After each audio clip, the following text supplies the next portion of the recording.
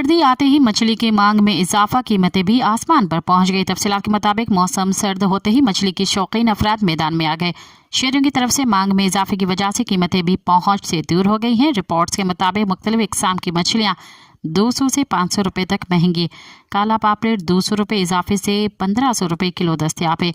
Market में red snapper मछली 200 रुपये महंगी होकर 1600 रुपये किलो फरोख्त हो रही है। दुकानदारों का कहना है कि डेबरी फिश और ऑक्टोपस गैर मुल्की खरीदते हैं। गुज़िश्ता साल के मुकाबले में मछली की कीमतें बढ़ी हैं, जिसकी वजह से रसद में कमी है। मछली के साथ झींगा भी महंगा हो गया है।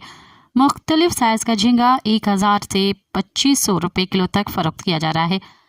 टाइगर प्रॉन 500 रुपये इजाफे से 4000 रुपये किलो पर पहुंच गया है। ऑक्टोपस 1600 रुपये किलो पर दस्तियाब है। डेबरी फिश 2000 रुपये किलो पर फरोख्त किया जा रहा है। मज़ीद ख़बरन ऐं तफ़सीलात लाइ विज़िट कयो असांजी वेबसाइट www.awamiNewsHD.com ऐं ॾिसंदा रहो अवामी न्यूज़ HD।